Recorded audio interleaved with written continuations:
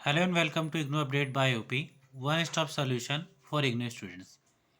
आज की इस वीडियो में हम बात करेंगे इग्नू के उन स्टूडेंट्स की जिनके एग्ज़ाम 4 मार्च से कंडक्ट करवाए जा रहे हैं।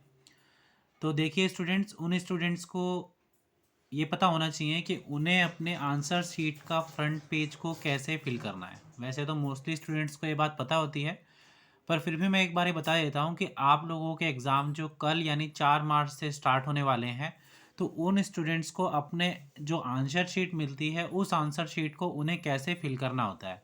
काफ़ी सारे स्टूडेंट्स उसमें गलती कर देते हैं, जिसके बाद कि उनको काफ़ी सारी प्रॉब्लम होती है उनको आंसर शीट चेक करने में या उनका रिज़ल्ट रुकने में। इस तरीके की प्रॉब्लम्स आ जाती है। तो वे सभी स्टूडेंट्स अपनी आंसर शीट के फ्रंट पेज को कैसे फिल करेंगे, उन्हीं के बारे में इस बात को मैं आज बताने जा रहा हूँ। देखिए, सबसे पहले आपने क्या करना होता है कि जो आपके आंसर शीट का फ्रंट पेज होता है उसको भरते टाइम आपको एक चीज़ का ध्यान रखना चाहिए। जैसे मान लीजिए आपका स्टार्टिंग में दिया होता है एनरोलमेंट नंबर आपको बहुत ध्यान से लिखना होता है। जो भी आपका आई कार्ड में एनरोलमेंट नंबर दिया होता है उसको आपको देख करके फिल करना होता है।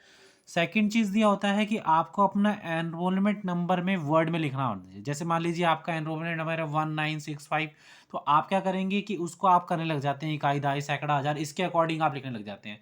तो आपको वैसे नहीं लिखना होता। अगर मान लीजिए आपका है 192567 ऐसे कुछ है, तो आपको भी इंग्लिश में ही 1 इस तरीके से आपको जो भी वर्ड्स है आपको वर्ड्स में लिखना होता है।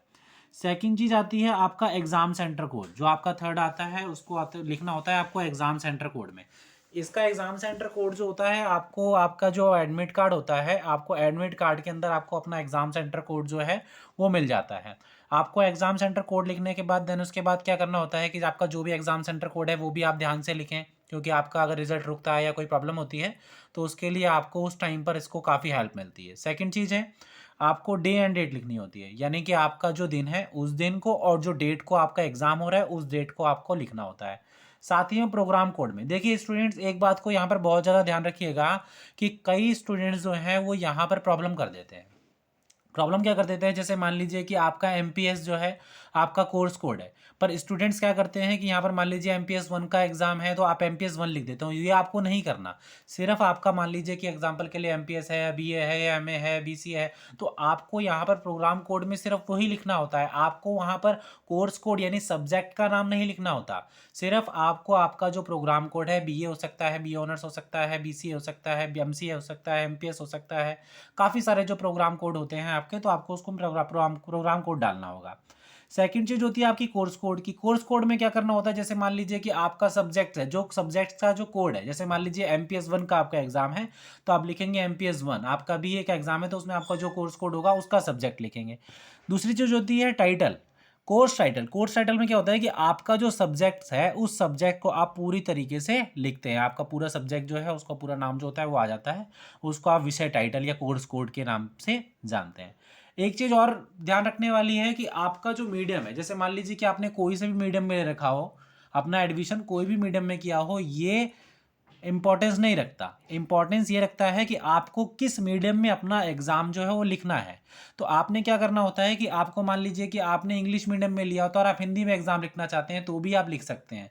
बस आपका जो फ्रंट पेज होता है वहाँ पर आपको ये बात मेंशन करनी होती है कि आप अपने एग्ज़ाम को किस मोड में लिख रहे हैं। तो आपको यहाँ पर जैसे इंग्लिश मीडियम में लिखना चाहते हो तो इंग्लिश मीडियम में लिख दीजिए, हिंदी मीडियम में लिखना चाहते हैं तो हिंदी मीडियम में लिख दीजिए। फिर आपका यहाँ पर सिग्नेचर आ जाते हैं और उसके बाद जो अभी आपका इंजीविलेटर होता है उसके सिग्नेचर आ जाते हैं। और एक चीज़ और, जो आप एग्ज़ाम शीट्स लेते थे वो एग्ज़ाम शीट जो सप्लीमेंट शीट आपकी मिलती थी वो सप्लीमेंट शीट जो है अब इग्नू की तरफ से नहीं दी जा रही है। इग्नू ने उसको बंद कर दिया है। तो जो भी स्टूडेंट्स हैं उनको जो भी लिखना होता है वो जितनी सीट उनको दी जाती है उसी सीट में उनको लिखना होता है। उनको एक्स्ट्रा सीट जो है वो इग्नू की तरफ से प्रोवाइड नहीं करवाई जाती है। अभी भी आपकी कोई क्वायरी हो, कोई प्रॉब्लम हो, तो आप कमेंट बॉक्स में जा करके या मुझे इंस्टाग्राम पर फॉलो कर करके आप अपनी क्वायरी या अपनी जो प्रॉब्लम्स हैं वो मुझसे पूछ सकते हैं। वहाँ पर मैं आपका डेफिनेटली रिप्लाई दूंगा। साथ ही साथ आप हमारे इस चैनल को सब्सक्राइब कर लीजिए ताकि इग्नू रिलेटेड हर अपडेट आपको टाइम टू टाइम मिलते रहे। Thank you.